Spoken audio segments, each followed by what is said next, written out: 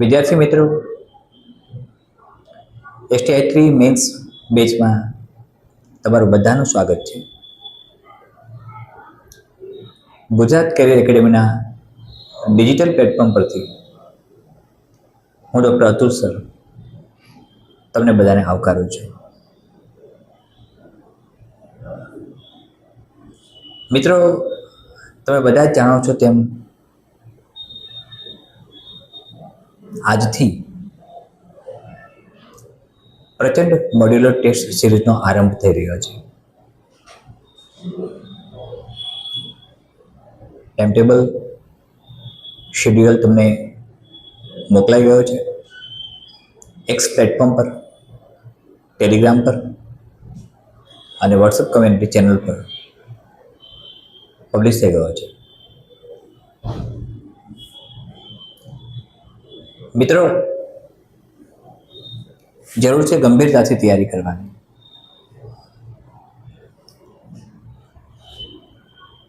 મારી સૂચના પ્રમાણે ડિજિટલ વિંગ તરફથી મોટાભાગના સ્પર્ધાત્મક પરીક્ષાર્થીઓ કે જેઓ એનરોલ થયા છે ગુજરાત કેરિયર એકેડેમીમાં, તેમને STI3 મેન્સ માટેના અવલોકન મોડ્યુલર ટેસ્ટ સિરીઝના ક્વેશ્ચન પેપર્સ અને આન્સર શીટ્સ મોકલવામાં આવી છે. પણ મિત્રો,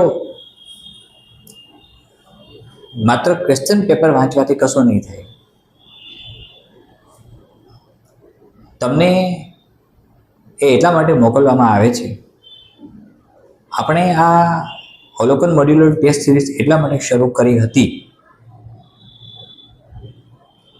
કે તમારું પ્રથમ દ્રષ્ટિએ અવલોકન થઈ શકે. તમારી ક્ષતિઓ કઈ છે, તમારી ભૂલો કઈ છે, ક્યાં ભૂલ આવે છે, એ ગુજરાત કેરિયર એકેડેમી તરફથી મારે શોધવું હતું, જેથી તમને યોગ્ય દિશા અને માર્ગદર્શનની આવશ્યકતા હોય તો એ આપી શકાય. બધા જ મિત્રોએ ઉત્તરવહીઓ નથી મોકલી. હા, જે સ્પર્ધાત્મક પરીક્ષાર્થીઓએ આન્સર શીટ મોકલી છે એમાંના કેટલાક વિદ્યાર્થીઓએ તો અદ્ભુત લખ્યું છે.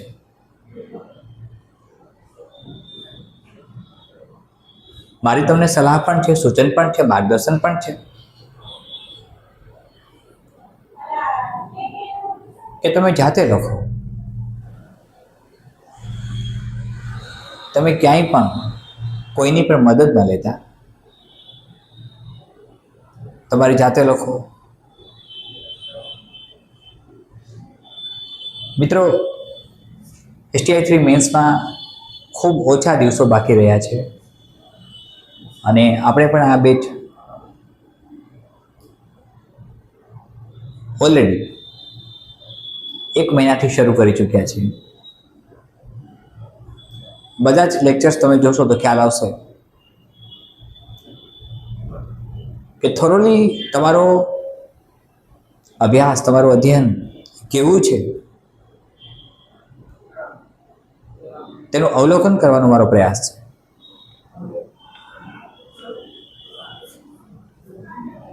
અવલોકન મોડ્યુલર ટેસ્ટ સિરીઝ પછી તરત જ આપણે આજથી જ પ્રચંડ મોડ્યુલર ટેસ્ટ સિરીઝ શરૂ કરીએ છીએ. મિત્રો,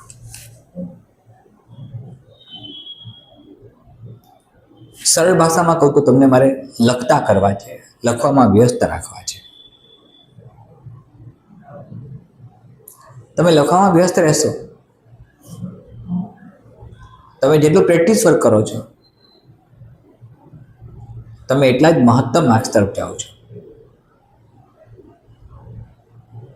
મિત્રો, ગુજરાતી અને અંગ્રેજી આ બંને વિષયો એવા છે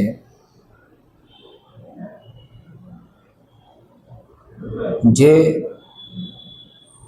માર્ક્સ ખાઈ જાય છે. પરીક્ષકને તક મળે છે તમારા માર્ક્સ ઓછા કરવાની, તમારું મેરિટ ખરાબ ન થાય એ માટે તમારે સતત પ્રેક્ટિસ વર્ક કરવું પડે છે અને કરવું જોઈએ.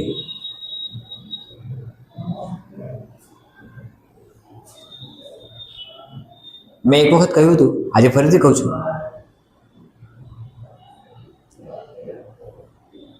કદાચ તમે ટેસ્ટ સિરીઝ ન ભરતા હો તો પણ દિવસે અને રાત્રે 24 કલાકમાં 30 to 35 આન્સર્સ તમારે તૈયાર કરવા પડે. મેં જે તે સમયે તમને એક સમય મર્યાદા પણ નક્કી કરી આપી હતી કે આટલા સમયમાં, આટલી મિનિટમાં આ સવાલ આવો લખાવવો જોઈએ. 10 સવાલ જીએસમાં હોય તો 10 સવાલ. તમને સમય મર્યાદા ઓલરેડી આયોગે આપી દીધી છે, 200 વર્ડ્સ. તમારે 2000 વર્ડ્સ કમ્પ્લીટ કરવાના છે 3 અવર્સમાં,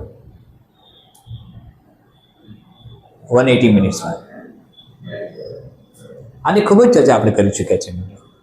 એટલે એક સમયને કન્સિડર કરીને અને માર્ક્સને કન્સિડર કરીને લખવાનું આવે છે. ગુજરાતી ભાષામાં અવલોકન ટેસ્ટ સિરીઝ પછી મને એવું લાગ્યું, જે મિત્રોએ સબમિશન કર્યું છે એમની આન્સર શીટ્સનું, એમના આધારે હું કહી શકું કે ભૂલો થાય છે અને આ ભૂલોને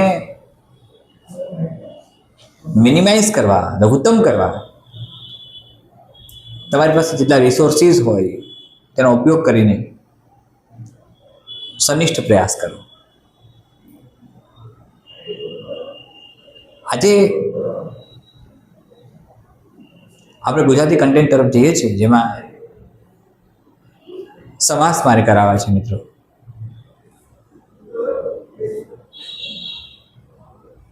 સમાસ જ્યારે ભણો છો તમે,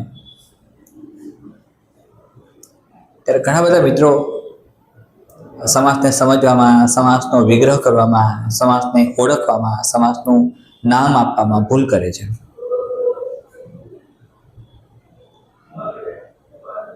સમાસ તમે માધ્યમિક શિક્ષણ કક્ષાએ ભણી ગયા છો, સ્ટાન્ડર્ડ 9th 10thમાં પણ આવ્યા હશે અને સ્ટાન્ડર્ડ 12th સુધીમાં તો છંદ, અલંકાર બધું જ સંપન્ન થઈ જાય છે.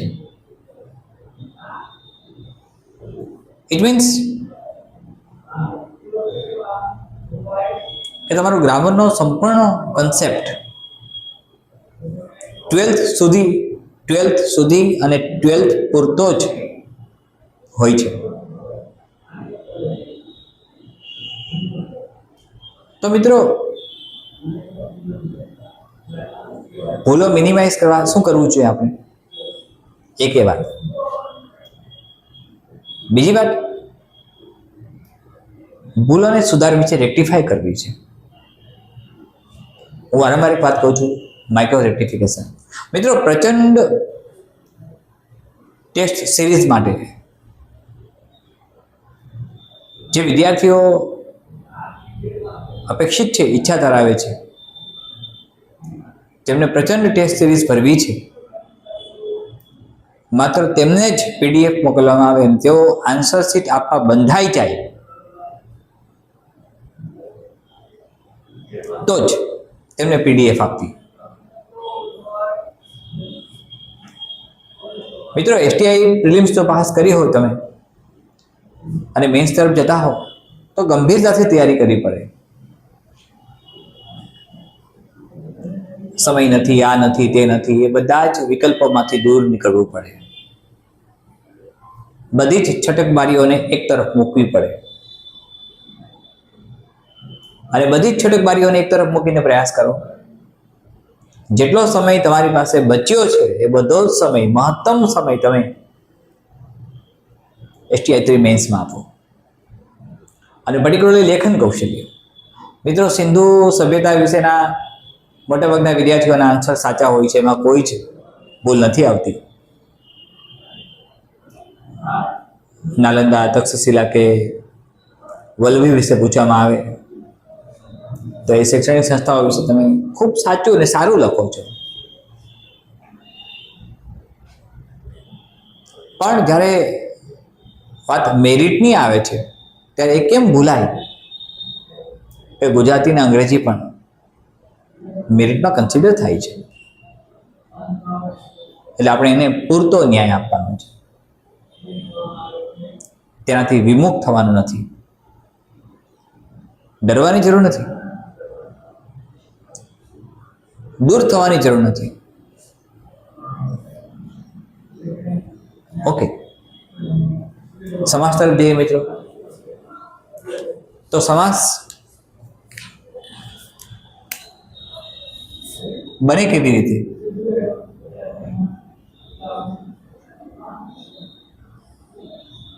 અને તેનો વિગ્રહ કેમ થાય? એકદમ ધ્યાનથી બોર્ડ પર સમજવા પ્રયાસ કરજો અને સાથે જો તમારી પાસે પેન અને નોટ રાખી હોય તો લખવાનો પ્રયત્ન કરો.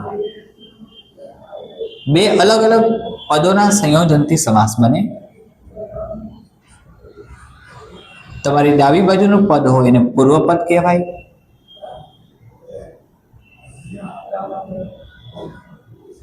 તમારી જમણી બાજુનું પદ હોય એને ઉત્તર પદ કહેવાય. What we are saying in English? Prefix and suffix.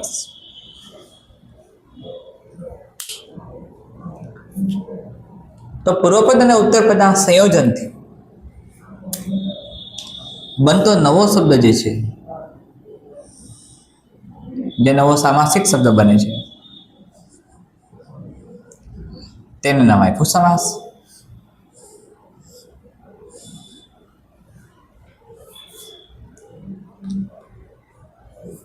હવે આ બંને પદની વચ્ચે, પૂર્વપદ અને ઉત્તરપદની વચ્ચે એક પદ હોય છે મધ્યમ પદ. જે મધ્યમ પદ લોપી સમાસમાં આવશે. આપણે ઝડપથી ચર્ચા કરી લઈશું. પૂર્વપદ અને ઉત્તરપદ આ બંનેના સંયોજનથી સમાસ બને છે. પૂર્વપદ અને ઉત્તરપદ આ બંનેના સંયોજનથી સમાસ બને છે.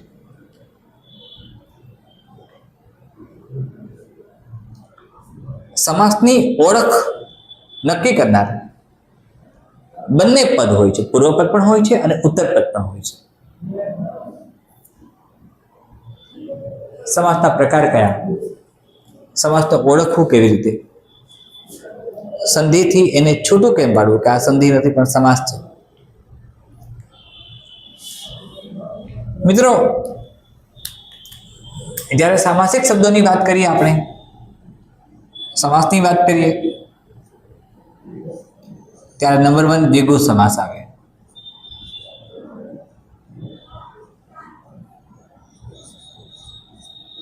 નંબર 2 દ્વંદ્વ સમાસ આવે. નંબર 3 તત્પુરુષ સમાસ આવે.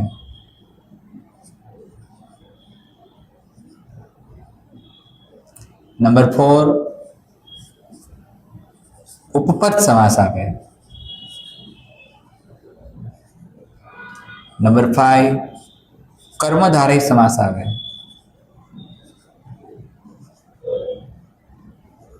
નંબર 6 મધ્યમપદ લોપી સમાસ આવે.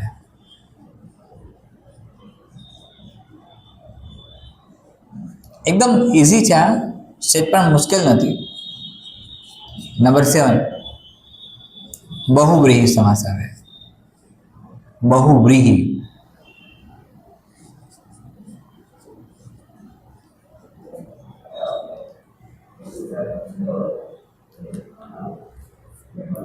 હવે મિત્રો, આ બધા સમાસને જ્યારે આપણે ઓળખીએ છીએ, આ સમાસનો અભ્યાસ કરીએ છીએ અને સમાસને આઈડેન્ટિફાઈ કરીને સમજવા પ્રયાસ કરીએ કે દ્વિગુ સમાસ કોને કહીશું. ધ્યાનથી સમજો. કોઈ પણ સમાસનું પૂર્વપદ તમારે લખવું હોય તો લખી લેશો ભેગા, તમને ખ્યાલ પણ રહેશે. કોઈ પણ સમાસનું પૂર્વપદ જ્યારે સંખ્યા સૂચક શબ્દ હોય, સંખ્યા બતાવે, ડિજિટ બતાવે, ન્યુમેરિકલ્સ હોય,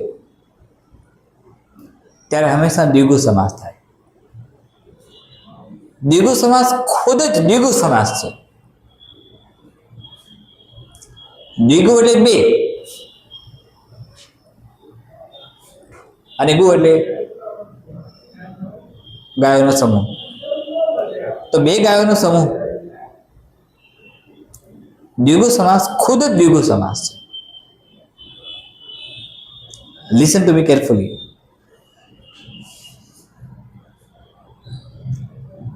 પૂર્વપદ જ્યારે સંખ્યા બતાવે,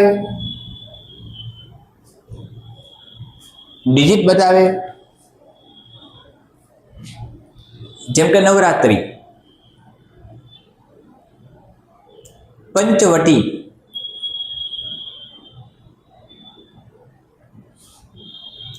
ત્રિભુવન,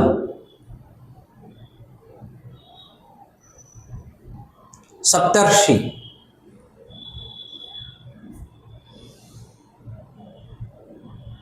નવરંગ, 9, 9 means 9, NINE, 9.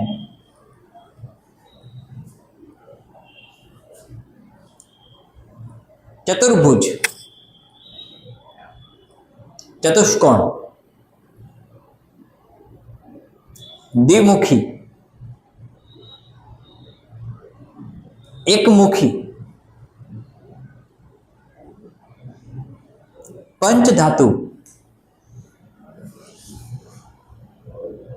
પંચતંત્ર, આ બધા જ દ્વિગુ સમાસ. પણ મિત્રો ક્યાંક જો એ ઓર્થોડોક્સ સેન્સમાં પૂછાય, ફોર એક્ઝામ્પલ સપ્તાહ, તો સપ્તાહ 7 દિવસનો સમૂહ છે, તો પણ દ્વિગુ સમાસ છે. માસિક, અઠવાડિક, વાર્ષિક, છમાસિક, ત્રિમાસિક, આ બધા જ શબ્દો દ્વિગુ સમાસ બતાવે. તમારે માત્ર સમાસ ઓળખવાનો નથી, પણ એનો વિગ્રહ કરવાનો પૂછાય છે. તો સમાસનો વિગ્રહ કરી અને આઈડેન્ટિફાય કરો. તમારું ધ્યાન બરાબર જવું જોઈએ સંખ્યા ઉપર. ચો તરફ, ચો એટલે 4, ચોકડી, ચોમેર, ચોધાર, ચોમાસુ.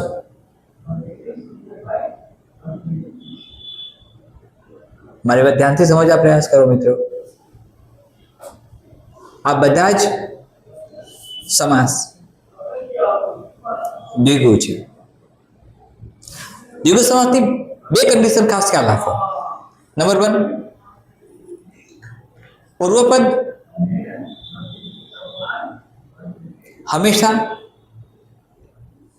સંખ્યા સૂચક શબ્દ હશે અને ઉત્તરપદ હંમેશા નામ બતાવશે, સંજ્ઞા બતાવશે. એટલે પૂર્વપદ અને ઉત્તરપદના સંયોજનથી બને છે.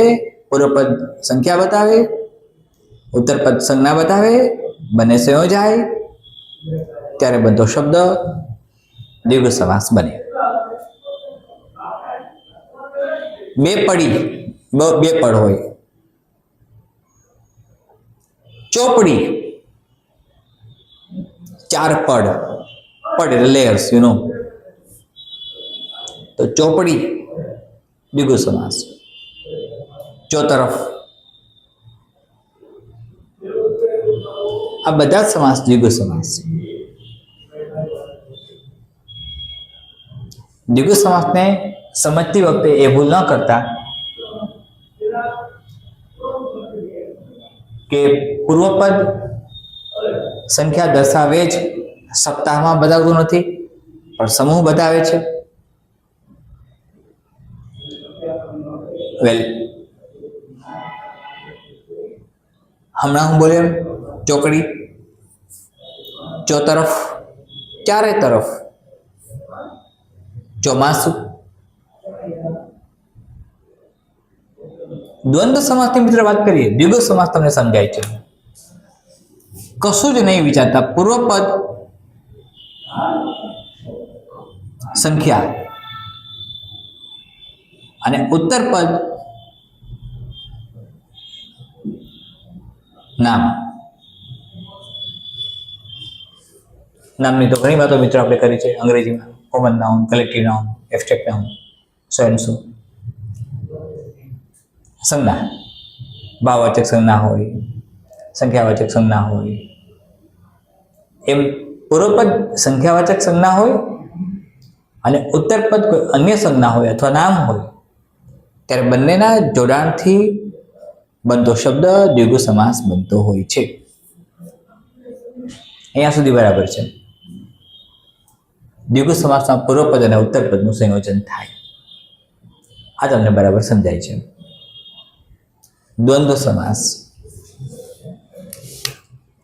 મિત્રો, દ્વંદ્વ એટલે આમને સામને, એકબીજાની સામે. દ્વંદ્વ સમાસ ખુદ દ્વંદ્વ સમાસ છે. દ્વંદ્વ સમાસ ખુદ દ્વંદ્વ સમાસ છે. એકબીજાની સામે, પ્રત્યક્ષ. દ્વંદ્વ યુદ્ધ નામનો એક શબ્દ છે વોરિયર માટે. યુદ્ધની રણનીતિમાં, યુદ્ધ માટે પ્રયોગમાં લેવાતો શબ્દ દ્વંદ્વ યુદ્ધ. અને દ્વંદ્વની કન્ડિશન તો ઘણી વખત ચર્ચા કર્યા છે, આપણે કરી શક્યા છીએ મિત્રો. એથિક્સમાં ઘણી વખત મેં તમને કહ્યું હશે, to be or not to be. To be or not to be નો મિનિંગ શું છે? બેમાંથી કોઈ એક, બેમાંથી કોઈ એક અથવા બંને. બંને થાય ત્યારે વાત બદલાઈ જાય છે. પણ પેરમાં હોય, જોડીમાં હોય તો તેને દ્વંદ્વ સમાસ કહેવાય. દાખલા તરીકે, ફોર એક્ઝામ્પલ, માતા પિતા, ભાઈ બહેન. દ્વંદ્વ સમાસને છૂટો પાડો, વિગ્રહ કરો ત્યારે કે શબ્દ આવે, અથવા આવે, અને શબ્દ આવે. 3 શબ્દો. દ્વંદ્વ સમાસના વિગ્રહ માટેના 3 શબ્દો, કે, અથવા, અને. દ્વંદ્વ સમાસના વિગ્રહ માટેના 3 શબ્દો, કે, અથવા, અને. ફોર એક્ઝામ્પલ, ભાઈ બહેન, ભાઈ કે બહેન, ભાઈ અને બહેન, ભાઈ અથવા બહેન, માતા પિતા, સીતારામ. પેરમાં બનતા બધા જ, યુગ્મની અંદર બનતા બધા જ શબ્દો એ દ્વંદ્વ સમાસમાં આવે. પણ દ્વિગુ સમાસની જેમ જ જો એ કોઈ ચોક્કસ શબ્દ સમૂહથી બન્યો હોય અને છૂટું પાડી શકાય. દાખલા તરીકે, અહર્નિશ.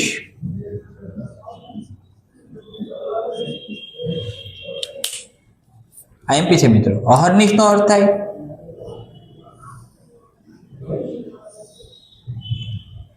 રાત અને દિવસ. રાત અને દિવસને કહેવાય અહર્નિશ. તો રાત અને દિવસ તો અહર્નિશથી ઓળખાતા હોય શબ્દ સમૂહ તરીકે. તો અહર્નિશનો વિગ્રહ કરીએ આપણે ત્યારે અહર્નિશનો વિગ્રહ કરતી વખતે આપણને મળે છે રાત અને દિવસ, અને રાત અને દિવસ શબ્દો મળ્યા એટલે એનો અર્થ એવો થયો કે દ્વંદ્વ સમાસ છે. તો દ્વંદ્વ સમાસની લાક્ષણિકતા કઈ? નંબર 1,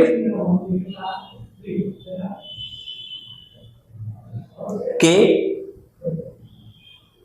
અને અથવા આ 3 શબ્દોની મદદથી વિગ્રહ થાય. પૂર્વપદ અને ઉત્તરપદે છૂટા પાડો ત્યારે તમે કે અને અથવા આ 3 શબ્દો જેવા શબ્દોની મદદથી તમે એને છૂટા પાડી શકો, વિગ્રહ કરી શકો. વિગ્રહ કરો ત્યારે પેરમાં હોય છે,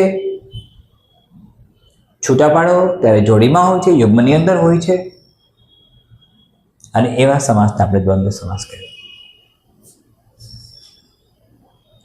તો એવો સમાસ દ્વંદ્વ સમાસ થયો કે જેની અંદર પેર બને છે, જોડી બને છે. વેલ, ફોર એક્ઝામ્પલ અહર્નિશ જે જોડીમાં છે, રાત અને દિવસ, પશુ પંખી દ્વંદ્વ સમાસ,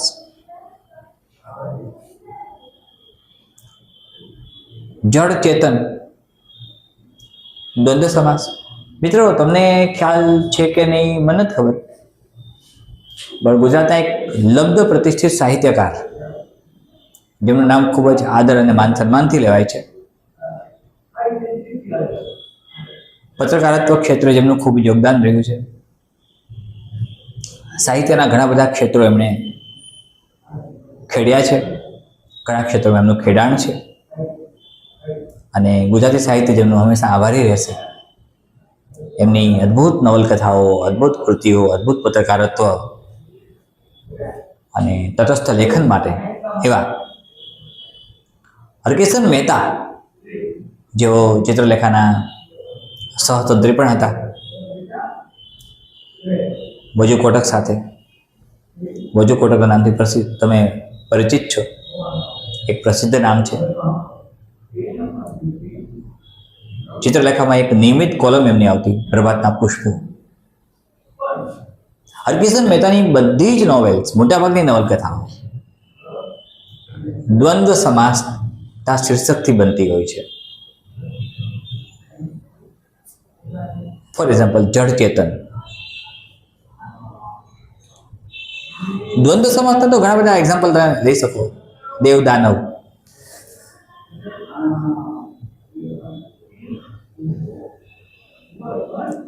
એક શબ્દ એવો છે કે જે જોડાયેલો છે. ફોર એક્ઝામ્પલ દંપતિ. તો દંપતિનો અર્થ શું થાય? પતિ અને પત્ની. તો એ પણ દ્વંદ્વ સમાસ થયો. યુગ્મ દ્વંદ્વ સમાસ થયો. જે પેરમાં હોય મિત્રો, જોડીમાં હોય. દ્વંદ્વ સમાસ અને દ્વિગુ સમાસ, આ બંનેને જુદા પાડો. દ્વિગુ સમાસમાં હંમેશા પૂર્વપદ સંખ્યા બતાવશે, સંખ્યા દર્શક નામ હશે. દ્વંદ્વ સમાસની અંદર બંને સંજ્ઞા હશે, પૂર્વપદ અને ઉત્તરપદ બંને નામ હશે. વિગ્રહ કરો ત્યારે કે અને અથવા જેવા શબ્દોથી વિગ્રહ કરી શકાય. ક્યાંક કોઈ ઓર્થોડોક્સ પૂછાય તો એ જુદી વાત છે, અધરવાઇઝ તમને સરળ ભાષામાં સમાસ પૂછવામાં આવશે લગભગ. તત્પુરુષ સમાસ મિત્રો, તત્પુરુષ સમાસ જ્યારે સમજીએ આપણે ત્યારે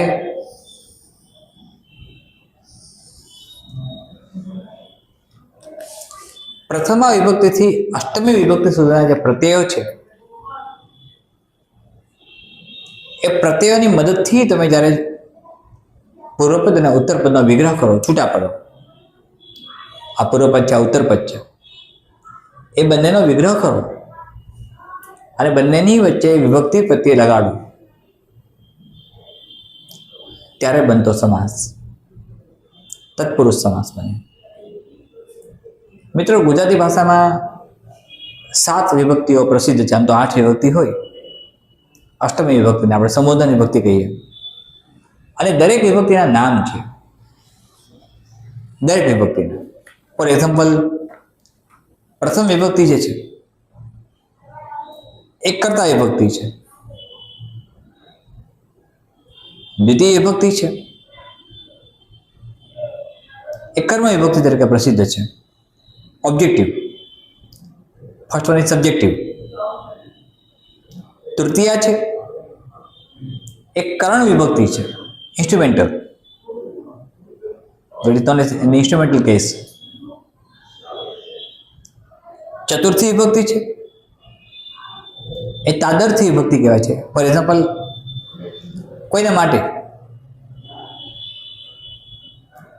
કોઈને માટે તાદર્થ્ય. ચતુર્થી વિભક્તિ. જ્યારે પંચમી વિભક્તિની વાત આપણે કરીએ, પ્રથમ કર્તા વિભક્તિ, બીજી કર્મ વિભક્તિ, થર્ડ વન કરણ વિભક્તિ, ઇન્સ્ટ્રુમેન્ટલ કેસ. ચતુર્થ વિભક્તિ માટે, તાદર્થ્ય. પંચમી વિભક્તિ અપાદાન વિભક્તિ કહેવાય છે. મિત્રો, અપાદાન એટલે એકબીજાથી જુદું પડવું, છૂટું પડવું. એના પ્રત્યયો છે વિભક્તિના, સમજાવું છું. ષષ્ઠી વિભક્તિ તમે જાણો છો, સંબંધ વિભક્તિ, નોની, નુના.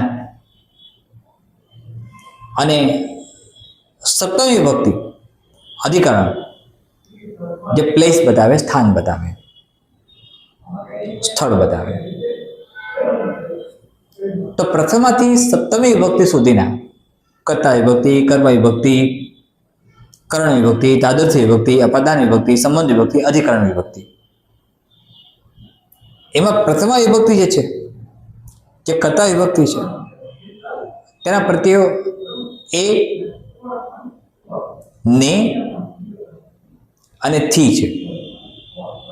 ફોર એક્ઝામ્પલ, રામથી, મારાથી, મહેશથી.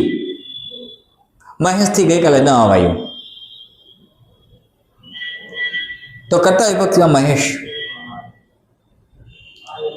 કર્મ વિભક્તિમાં ક્યારેક મિત્રો જે દ્વિતીય વિભક્તિ છે, આ કર્મ વિભક્તિમાં ક્યારેક પ્રત્યયો નથી પણ હોતા, ક્યારેક હોય પણ ખરા. મેં ટેબલ ખસેડ્યું, ટેબલ કર્મ વિભક્તિમાં આવે છે.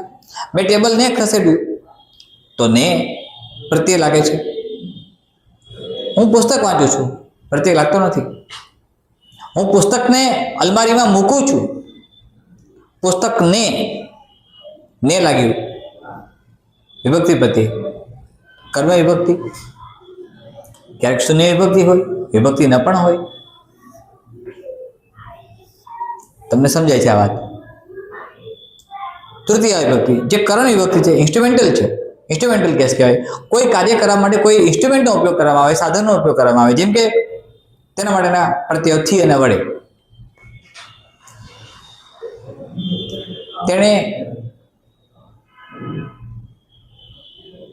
તેણે સાવરણીથી રૂમ સાફ કર્યો, સાવરણીનો પ્રયોગ કર્યો, સાવરણીથી. મેં પેનથી લખ્યું, પેનથી. તો પેન એક ઇન્સ્ટ્રુમેન્ટ બની. પેન એક ઇન્સ્ટ્રુમેન્ટ બને છે, સાધન બને છે લખવા માટેનું. તો લખવા માટેનું સાધન બને જ્યારે કોઈ એવું સાધન કે જે કાર્ય કરવા માટે ઉપયોગમાં લેવાય, ત્યારે ઇન્સ્ટ્રુમેન્ટલ કેસ બને. ત્રીજી વિભક્તિ, થી વડે, થી અથવા વડે. મારી વાત ધ્યાનથી સમજવા પ્રયત્ન કરજો. વિભક્તિ પ્રત્યય મિત્રો ખૂબ મહત્વના છે. એ પછી આવશે ચતુર્થી વિભક્તિ, જેને આપણે તાદર્થ્ય કહીએ છીએ. કોઈને માટે, તે તમારા માટે મહેનત કરે છે, તમારા માટે તાદર્થ્ય. પંચમી વિભક્તિ છે એ અપદાન છે, છૂટાપડાની વાત આવે છે. થી, થકી, એ વગેરે જેવા શબ્દો પ્રત્યયો કાં તો થી હોય, થકી હોય, એ હોય. ફોર એક્ઝામ્પલ, સ્ટેશનેથી ગાડી ઉપડી, સ્ટેશનેથી ગાડી ઉપડી તો સ્ટેશન અને ગાડી છૂટા પડ્યા, એ લાગ્યું સ્ટેશન એ. ભક્તિનગર રેલવે સ્ટેશનથી ટ્રેન આગળ ગઈ, થી આવ્યું, છૂટા પડે છે, અપદાન વિભક્તિ. સંબંધ વિભક્તિ નોની નુના, તમને ખ્યાલ છે? તો સંસ્કૃત ભાષ્યનો પ્રયોગ કરીએ આપણે, રામસ્ય, સીતાસ્ય, સોયંસો. અને સપ્તમી વિભક્તિ અધિકરણ, જ્યાં માં, એ અથવા પર એવા શબ્દો હોય. માં, માછલી પાણીમાં છે તો પાણી સ્થાન છે એના માટે. તમે અમદાવાદમાં રહો છો તો અમદાવાદ સ્થળ છે. સપ્તમી વિભક્તિ, જેને આપણે કહ્યું અધિકરણ, જે પ્લેસ બતાવે છે. હવે આ વિભક્તિઓ જ્યારે ઉપયોગમાં લેવાય ત્યારે તત્પુરુષ સમાસ બને. એમાંની કેટલીક વિભક્તિનો પ્રયોગ થતો હોય છે. ફોર એક્ઝામ્પલ, રાજકુમાર, રાજનો કુમાર, રાજનો કુમાર. રાજમહેલ, રાજનો મહેલ. નંદાલય, નંદનું આલય. તો મિત્રો, તત્પુરુષને ઓળખવા માટે વિભક્તિ પ્રત્યયોની ખબર હોવી જોઈએ. નંબર 1. નંબર 2, તત્પુરુષને સમજવા માટે તમારે સમાસનો વિગ્રહ કરવો પડે, પૂર્વપદ અને ઉત્તરપદે છૂટા પાડવા પડે, અને બંનેને છૂટા પાડો ત્યારે એમની વચ્ચે વિભક્તિ પ્રત્યય કયો રહેલો છે તેના આધારે તમે એ સમાસ તત્પુરુષ સમાસ તરીકે ઓળખાવી શકો. મિત્રો, આ ત્રણેય સમાસ મહત્વના છે: દ્વિગુ, દ્વંદ, તત્પુરુષ. ઉપપદ, કર્મધારય, મધ્યપદ લોપી અને બહુવ્રીહી આ એવા સમાસ છે કે જેમાં ઉપપદ સમાસમાં ઉત્તરપદનો ઉપયોગ લેવાય છે. ઉત્તરપદ, જ્યારે ઉત્તરપદ ક્રિયાસૂચક શબ્દ હોય ત્યારે ઉપપદ સમાસ બને. ઉત્તરપદ જ્યારે ક્રિયાસૂચક શબ્દ હોય, ફોર એક્ઝામ્પલ, ક એટલે કરવું, સેવક, સેવા કરનાર, લેખક. સ્થ શબ્દ હોય, રહેવું. આ વારંવાર મિત્રો પૂછાય છે. સ્થ એટલે રહેવું, કંઠસ્થ, સમાધિસ્થ, તટસ્થ. સ્થ એટલે રહેવું, ટુષ્ટે. આ બધા જ સમાસ ઉપપદ સમાસમાં આવે કે જેમાં ઉત્તરપદ હંમેશા ઉત્તરપદ તેની અંદર ક્રિયાસૂચક શબ્દ બતાવે. મિત્રો, અહીં સુધી બરાબર સમજાય છે તમને?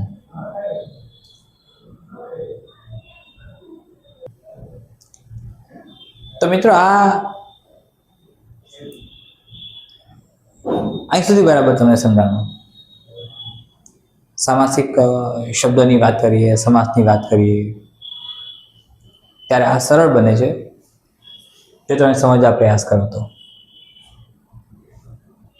મિત્રો, વારંવાર એક વાત કહું છું તમને, અને આજે ફરીથી કહું છું,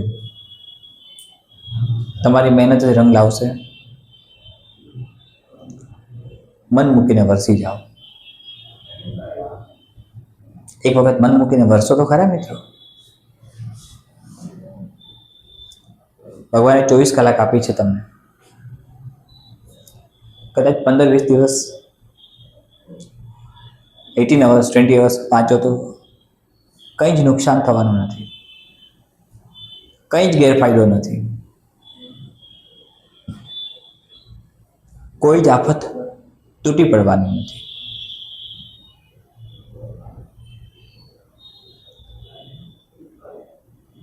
તમારે સખત મહેનત કરવાની છે અને પ્રચંડ પુરુષાર્થ કરવાનો છે.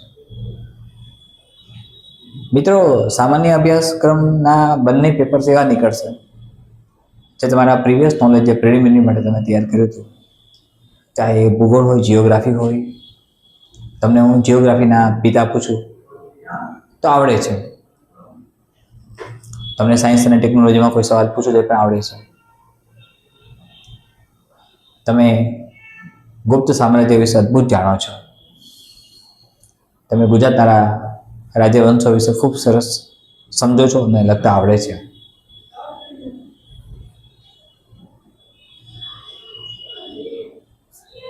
હા, તમને તકલીફ પડે છે એથિક્સમાં. મિત્રો, એથિક્સ એક એવો સબ્જેક્ટ છે કે જેમાં મહત્તમ તમારે પ્રયાસો કરવા પડે. તમારી વૈચારિક શક્તિ, તર્ક શક્તિ અને સમજણ શક્તિ સાથે તમે કઈ રીતે વિવેચના કરી શકો છો, ક્રિટિસિઝમ કરી શકો છો, તેના આધારે તે નક્કી થઈ શકે. અને એથિક્સ જીવનનો એક પાર્ટ છે. એટલે એથિક્સમાં સવાલને સમજવો પડે, એને લિંક કરવા પડે મુદ્દાઓને, અને મુદ્દાઓને લિંક કરીને તમારે એ સવાલને સમજ્યા પછી એનું યોગ્ય અર્થઘટન કરવું પડે. યોગ્ય અર્થઘટન કર્યા પછી તમે આન્સર લખો છો. તમારા આન્સરની અંદર દલીલો આવે છે, તમારા આન્સરની અંદર ડ્રોબેક પણ આવતા હશે તો મૂકવા પડશે, ફીડબેક આવતા હશે તો મૂકવા પડશે, એડવાન્ટેજીસ, ડિસએડવાન્ટેજીસ બધું જ. કોઈ કન્સ્ટ્રક્શન હશે તો એ તમારે લખવું પડશે. તમે તમારા ઉત્તરની સાપેક્ષમાં, ઉત્તરના સંદર્ભમાં કોઈ ઉદાહરણ આપો છો, કોઈ જજમેન્ટ આપો છો, જજમેન્ટનું ઉદાહરણ આપો છો, સુપ્રીમ કોર્ટનું કોઈ જજમેન્ટ છે કે જે પણ છે એ તમારે સ્પષ્ટ લખવું પડશે. એટલે મિત્રો, એથિક્સ સરસ તૈયાર કરો. હું તમને કરાવી દઈશ. હજી સમય છે આપણી પાસે, આપણે મળતા રહીશું. અને પ્રચંડ મોડ્યુલર ટેસ્ટ સિરીઝમાં તમે ઇન્વોલ્વ થાઓ. જે મિત્રોને પ્રચંડ મોડ્યુલર ટેસ્ટ સિરીઝ ભરવી છે તેઓ ગુજરાત કરી એકેડમીના હેલ્પલાઇન નંબર ઉપર, વોટ્સઅપ નંબર ઉપર મેસેજ મોકલી આપે. એનરોલ થયેલા હશે, નહીં થયા હોય, જે પણ સ્ટુડન્ટ્સ હશે ગુજરાત કરી એકેડમીમાં પ્રચંડ મોડ્યુલર ટેસ્ટ સિરીઝ આપવા માંગતા હશે, જે નિઃશુલ્ક છે. ક્વેશ્ચન પેપર સાથે ઉત્તર વહી પણ, ઇવેલ્યુએશન પણ નિઃશુલ્ક છે. તેમને જ ક્વેશ્ચન પેપર મોકલાશે. આન્સર શીટ મને મળે એનો આગ્રહ હું રાખીશ અને રાખું છું. અધ્યયનમાં અને અધ્યાપનમાં ક્યાંય કોઈ પ્રકારની કોમ્પ્રોમાઇઝ ન હોવું જોઈએ. કોઈ પ્રકારનું કોમ્પ્રોમાઇઝ ન હોવું જોઈએ. મિત્રો, આ કોમ્પ્રોમાઇઝથી તો આપણને 1, 2, 3, 4, 5 નિષ્ફળતાઓ મળે છે. કોઈ પ્રકારનું કોમ્પ્રોમાઇઝ ન હોવું જોઈએ. ન ગુણવત્તામાં હોવું જોઈએ, ન બીજી કોઈ રીતે હોવું જોઈએ. તો પ્રચંડ ટેસ્ટ સિરીઝ પછી પુરુષાર્થ આવશે અને પછી સાફલ્ય ટેસ્ટ સિરીઝ આવશે. મિત્રો, I wish from my side that you'll be definitely appearing for the same. And at the end of the day, you'll be victorious. I know it so. And I hope it so from you. ફરીથી મળી છે મિત્રો કાલે એક નવા જ content, નવા જ સબ્જેક્ટ સાથે. હેલ્પલાઇન નંબર પર આપ ધારો ત્યારે મેસેજ કરી શકશો. મને તરત જ મારા નંબર પર મળી જશે. હેલ્પલાઇન નંબર પર કોલ કરવો હોય તો પણ છૂટ છે. જે માર્ગદર્શન તમારે જોઈતું હોય, જે પ્રકારની મદદ જોઈતી હોય, જે પ્રકારની સહાય જોઈતી હોય, એ બધું જ આપવા હું તૈયાર છું, એવું મેં એક્સ પ્લેટફોર્મ પર લખ્યું છે અને આજે પણ કહું છું. ગુજરાત કરિયર એકેડેમી તરફથી હું ડૉક્ટર અતુલ છું, તમારી સાથે બંધાયેલો છું. તમે જે માગશો એ મળશે મિત્રો. સફળતા તમારી છે. તમે સફળતાના ઉત્તરાધિકારી બનો છો અને એમાં હું ડૉક્ટર અતુલ સર ક્યાંક નિમિત્ત બનું, ગુજરાત કરિયર એકેડેમી ક્યાંક નિમિત્ત બને એ અમારું સદભાગ્ય હશે. ફરીથી મળીએ છીએ આવતીકાલે. ધન્યવાદ. જય હિન્દ. વંદે માતરમ.